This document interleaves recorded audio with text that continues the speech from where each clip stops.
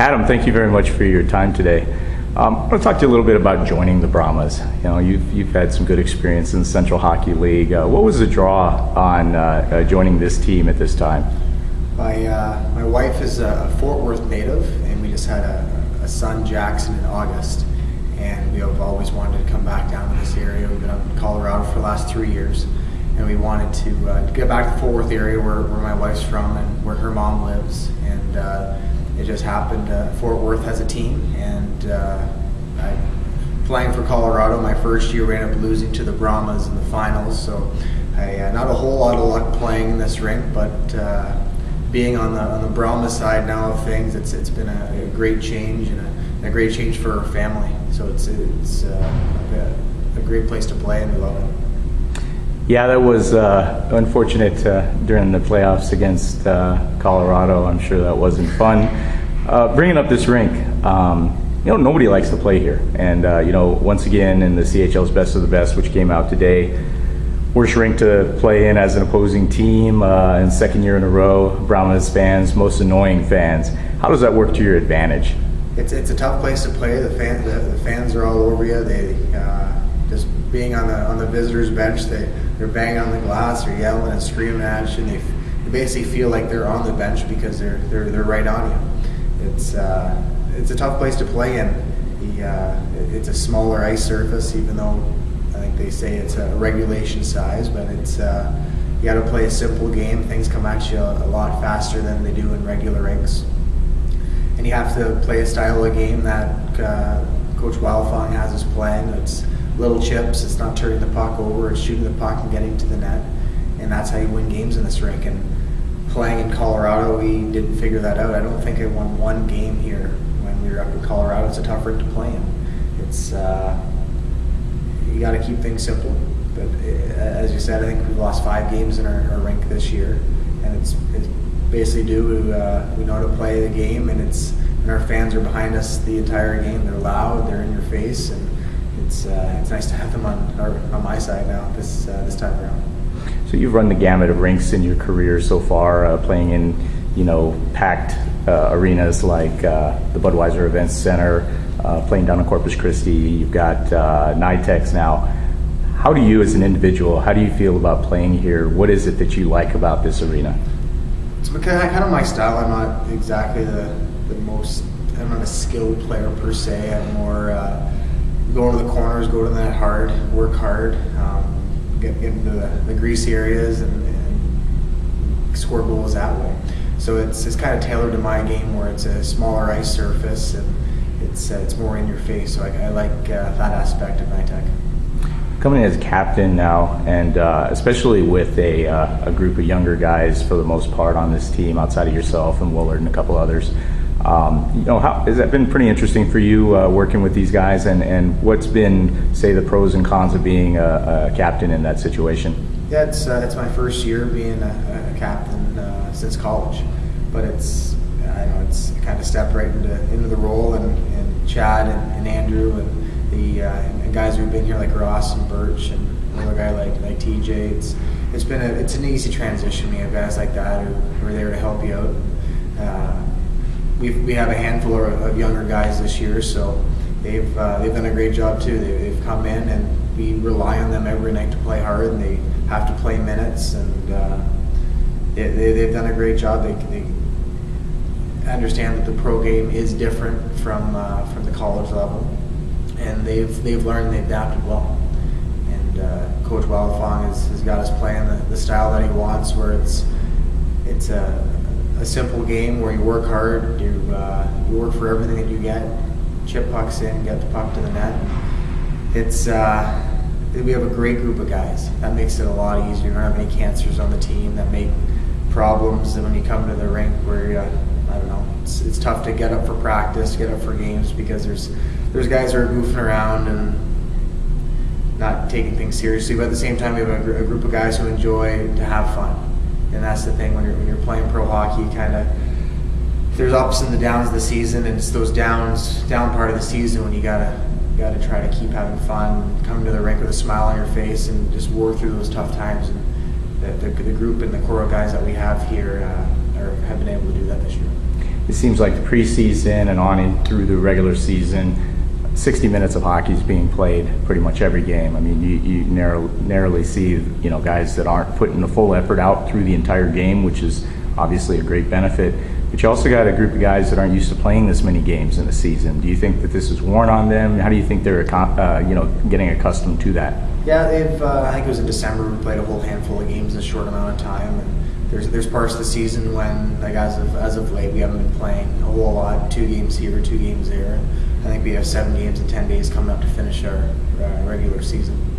But the young guys are in great shape. They've learned to take care of their bodies, and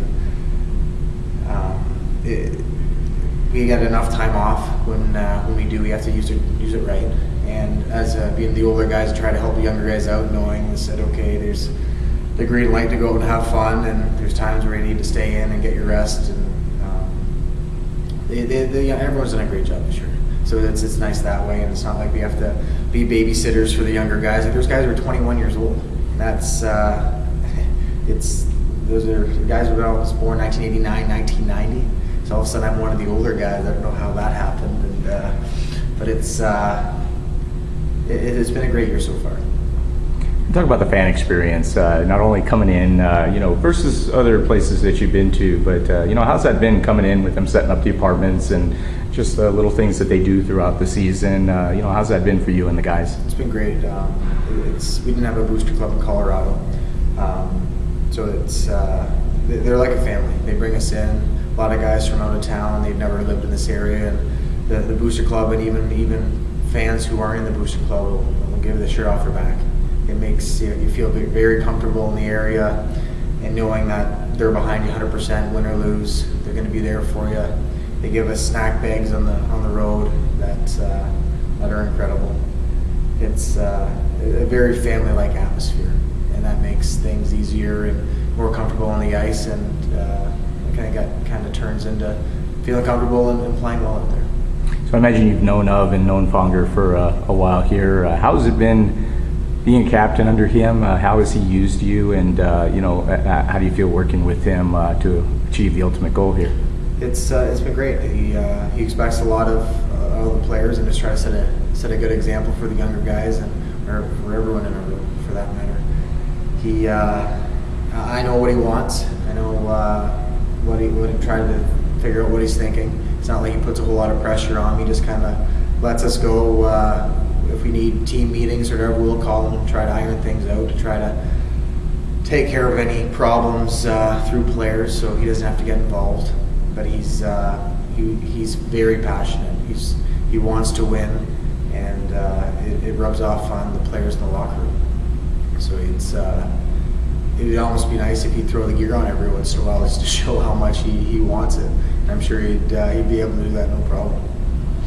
I think for myself, I've seen Fogger express how proud he's been of these guys, and not only individual players, but everybody as a team this year. Something that's been a little bit different for me to see from him.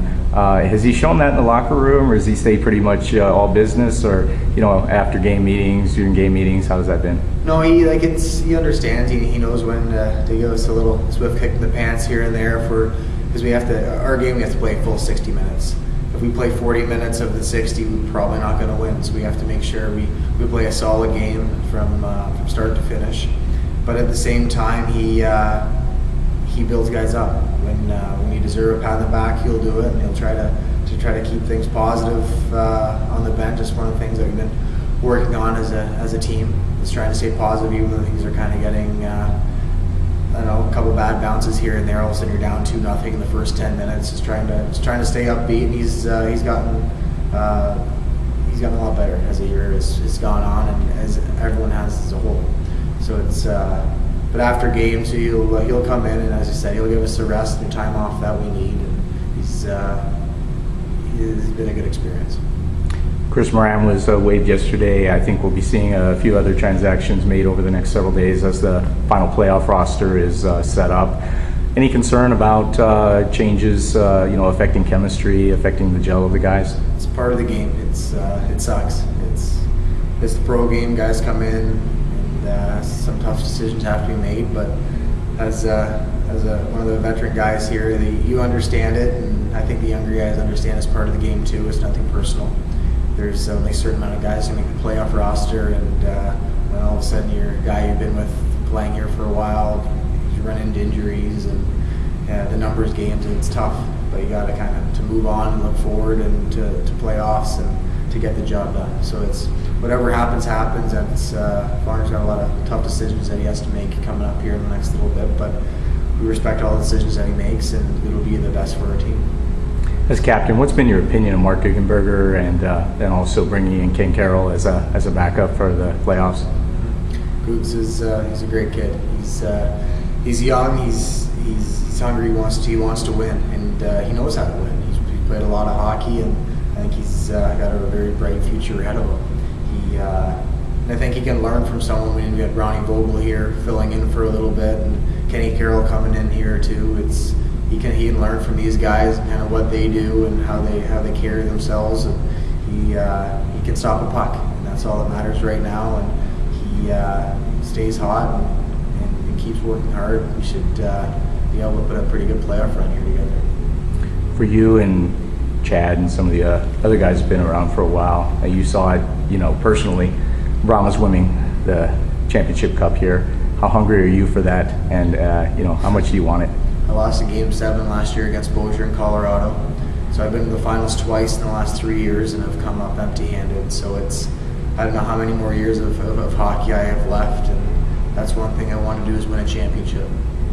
It's left a pretty sour taste in my mouth, and I've been there, and I'm so close to winning.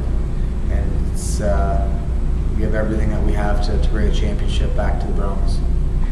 Adam, thank you very much for your time today. All right,